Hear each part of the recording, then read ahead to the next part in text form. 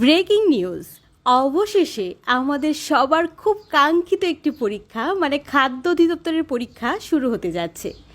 Already tender প্রকাশিত হয়েছে, তাই আশা করা যাচ্ছে যে 1-1.5 মাসের মধ্যে আমরা পরীক্ষার তারিখটা জেনে যাব। তবে পরীক্ষার তারিখ জানা না গেলেও এতটুকু তো বলাই যাচ্ছে যে জুলাই আগস্ট থেকেই হয়তো বা প্রিলি শুরু হয়ে যাবে। তবে এবার প্রিলির পাশাপাশি থাকবে লিখিত। যারা কিনা প্রিলি পাস করবেন তারাই একমাত্র লিখিততে বসতে পারবেন, আর লিখিতের পরে ভাইবা। আর এরপরে আমাদের স্বপ্নের মতো সম্মানজনক একটি চাকরি, সেটা হচ্ছে খাদ্য অধিদপ্তরের চাকরি। আর এই স্বপ্নকে ছুঁয়ে দেখার জন্য নিজেকে তো প্রস্তুত করতেই হবে, আর সেই প্রস্তুতির জন্য বিগত সালের প্রশ্ন পড়ার কোনো বিকল্পই নেই।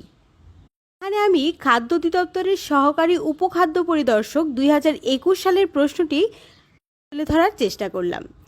সবগুলো পদের জন্যই তার বিগত সালের প্রশ্নগুলো দেখে যাওয়া খুবই গুরুত্বপূর্ণ।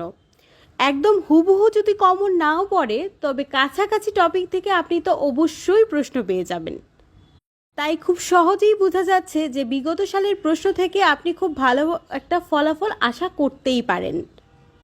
তবে হ্যাঁ, আশা করা যাচ্ছে যে তুলনামূলক যে পোস্টগুলোতে একটু কম আবেদন পড়েছে সেই পরীক্ষাগুলো আগে শুরু হবে, আর শেষের দিকে যেগুলোতে একটু বেশি আবেদন পড়েছে সেগুলো হবে।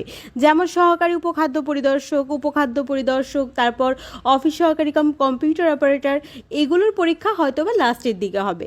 তবে সবাইকেই MCQ plus written plus viva দিয়েই এই স্বপ্নের চাকরিটি পেতে হবে। তাই চলুন আমরা এখন থেকেই বিগত সালের প্রশ্নগুলো খুব ভালোভাবে পড়ার চেষ্টা করি। আর এই বিগত সালের প্রশ্নগুলো আমি এক এক করে অবশ্যই আমার চ্যানেলে বা পেজে আপলোড করব। ভালো একটি ফলাফলের জন্য আপনারা অবশ্যই বিগত সালের প্রশ্নগুলো পড়বেন, আর সেই বিগত সালের প্রশ্নগুলো আমি অবশ্যই আমার পেজে বা চ্যানেলে বারবার আপলোড করতে থাকব।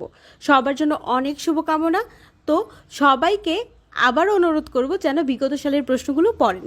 আর হ্যাঁ, পড়াশোনা করাটা যেমন জরুরি, ঠিক তেমনভাবে বুঝতে হবে যে আসলে কি পড়তে হবে। গদবাঁধা পড়ে আসলে এই কম্পিটিশনের যুগে টিকে থাকাটা খুবই কঠিন।